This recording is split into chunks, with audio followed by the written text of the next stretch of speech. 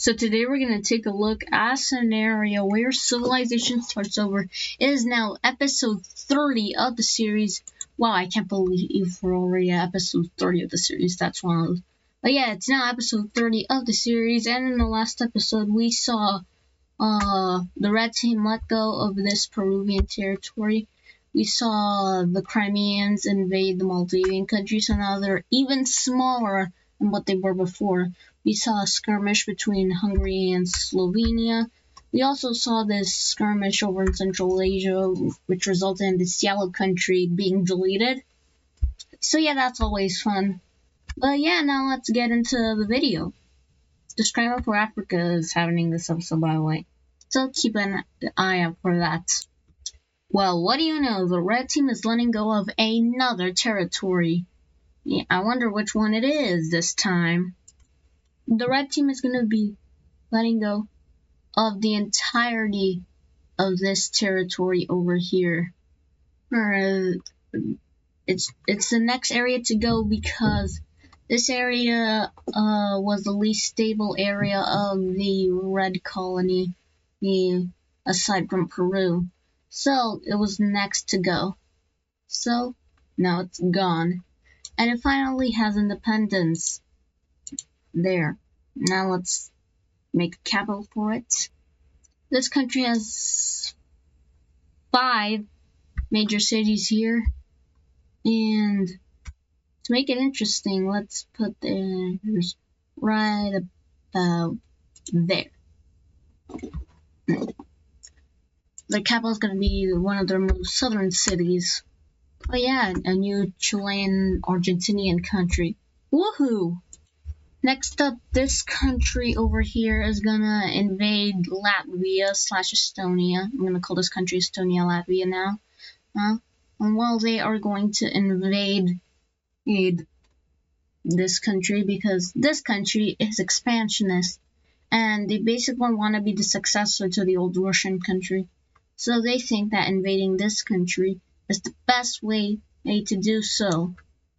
But big mistake on their part because this country is not messing around. They're going to push back like this country, even pushing some of their military into the border, but they do have a steady holdout over here. So they can't break through just yet.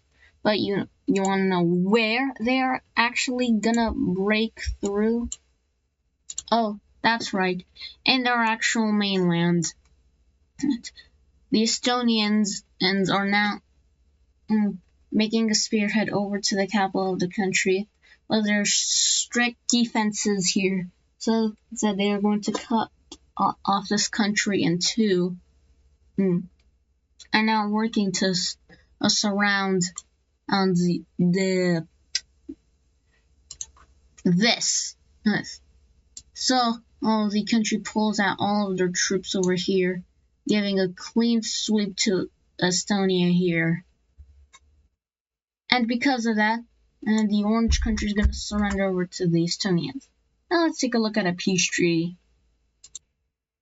The Estonians are going to take these sets of provinces from the orange team. The reason why they didn't give them more, they didn't give themselves more, is because they just wanted to teach this country a lesson, like a good old slap on the wrist, if you know what I mean. And so that's why they didn't take much land, but still, the orange team learned their lesson, but not for long, as you'll see later. But now on to the next event. Daily Madagascar update. I missed the last episode, sorry. But the last episode, when I was recording it, I was in a rush, okay? Don't judge me. Basically, a border skirmish happens and on the border of the pink team. The blue team was sending like some cargo trucks over or through the pink team into the dark purple team. And the pink team wasn't a big fan of that, so they blew them up. And the dark blue team is like, and the pink team is like, oh shit. So the dark blue team is going to quickly sweep through the lands of the pink team and they're going to immediately capture our capital. And yeah, the pink team surrenders instantly. They were not prepared for this. But what did you expect, really? And in this peace treaty, you guessed it, full annexation. I mean, what did you really expect from countries like these? Yes, full annexation is guaranteed to happen. And now, these two countries can freely trade, so happy ending. Except for pink team fans, but who actually like that country? Next, this cyan country is in a difficult spot. They don't really have many great opportunities with the land they were given. So they're going to decide to unite with a country. And that country has to be this blue team or Texas, because they're not uniting with this country because I don't want border. Or so I'm going to make them unite with the Texan country. Which basically means I'm now going to call this country the United States of Texas. Great name. The UST. Nice. Now, it is the time for the Scramble for Africa. Why do I have to say it like that? Oh, I know, it's because I have OCD. First off, we're gonna do in order of strongest to weakest. So first, this is the Turkish Union's claims on the continent. This is the portion that the Turkish Union claims on the continent, and it fairly aligns with the provinces here, so makes it easier for me. Definitely did not do that on purpose. So yeah, these are the claims that the Turkish Union has. Now, let's do India's claims. So these are the claims that India has on the continent, one on the Horn of Africa, and one on the Mozambican coast. They would have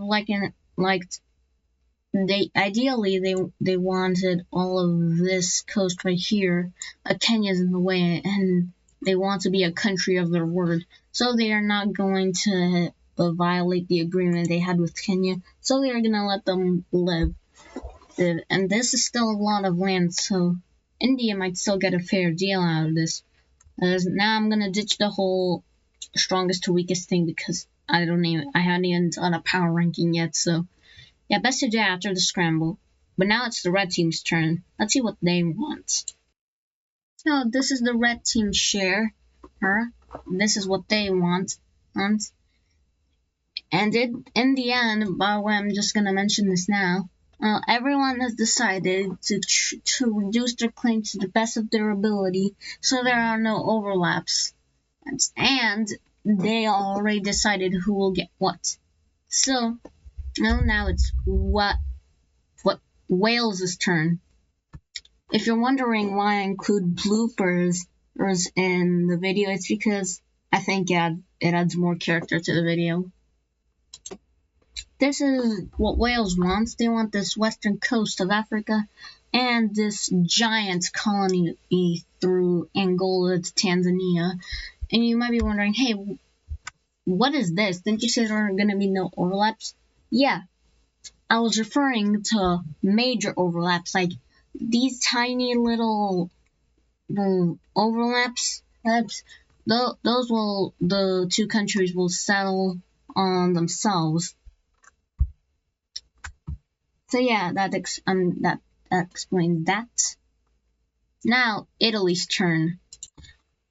Now the green team, they only want the northern share of Africa. Since, if you remember, they used to have territories here, so they believe that they should have the right to own this land. So that's why they got a lot out of here. Now it's time for Norway's turn. So these are the Norwegian claims. Basically all of Central Africa that's left, and the northern rich Congan areas, and the slight overlap with the red team, which I don't think will be very important. Now it's Prussia's turn. Since Prussia didn't do a lot in the war against the African nations, in return, they are not going to be getting a big colony, which overall I think is better for them since I don't think they have the capacity to have such a large colony. So these two small colonies is good for them. But the Cape Town one, that one's really good. Now, last but not least, Ireland. Now, Ireland gets this small portion over here, and you might be wondering, hey, why does Ireland get some stuff even though they aren't part of the Hexagon Alliance? Well, basically, Ireland, the Irish leader just showed up in the middle of the conference. You're like, can I have a portion? And the other countries are like, no. But then the Irish leader's like, I'm not talking about me. I'm talking about my nation. Can we have like a smaller portion? And the other countries were like, all right, I can agree to that. And so they gave them this, which is understandable. Well, now let's color all of this in. And in the end, the Scramble for Africa looks about like this. Not my best work, but you're gonna have to deal with it. And it didn't turn out as bad as I thought it would be. But nonetheless, I think it's okay. And you'll have to get used to this. So yeah, that's it for the Scramble for Africa. Now, something to note is that the Turkish Union has held the capital of Arabia for about 20 years now. And 25 years they're going to have to let go of it. So that's something you're going to have to keep in mind for next few episodes. And that will be it for this Saturday's video of what a civilization started with. Please leave a like and subscribe. Smash the notification bell. Smash the like button. Smash the subscribe button. I'll see you on the flip side. Bye.